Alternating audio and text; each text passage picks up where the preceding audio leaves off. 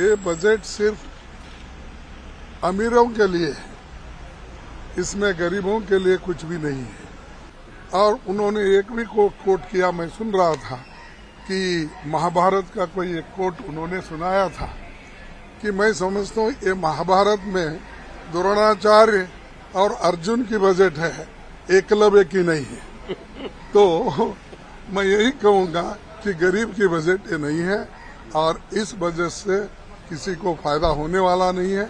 जो पिछले की चीजें थे उसको रिपीट कर रहे हैं। इवन क्रिप्टो करेंसी का भी उन्होंने जिक्र किया, जिसके बारे में कोई कानून नहीं, कुछ नहीं, सलाह नहीं, मशवरा नहीं, ऐसे बहुत सी चीजें उन्होंने की।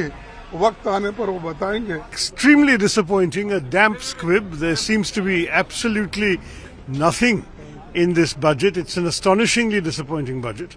In fact, when you look at or listen to the speech, of which we don't yet have a written text, no mention of MNREGA, no mention of defence, no mention of any of the urgent priorities facing the public.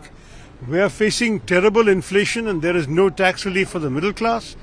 This is this is a budget which seems to be pushing the mirage of Achhe Din even farther away. Now it's India at 100. अभी 25 साल और इंतजार करना पड़ेगा अच्छे दिन आने के लिए।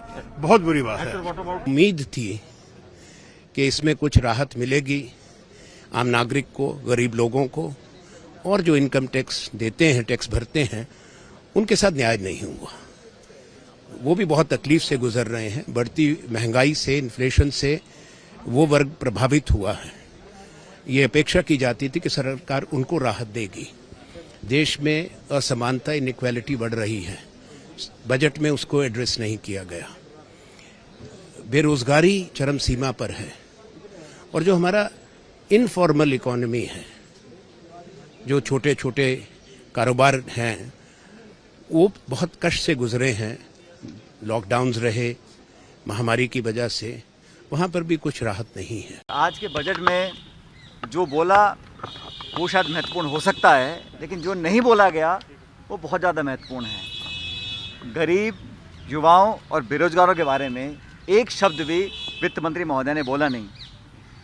और बड़े आश्चर्य की बात है, जिस सरकार ने 5 वर्षीय योजना की पॉलिसी को समाप्त कर दिया, आज वो 25 साल की रूपरेखा हमारे सामने विवरण कर रहे हैं और अपने पिछले 7 साल के कार्यकाल का कोई लेखा जोखा, कोई उपलब्धि, कोई व्हाइट पेपर प्रस्तुत नहीं किया गया।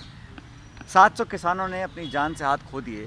ये 3 जो काले कृषि कानून बनाए थे, उसको ज़बरदस्ती लागू करने का 1 साल सरकार ने समय ख़राब किया।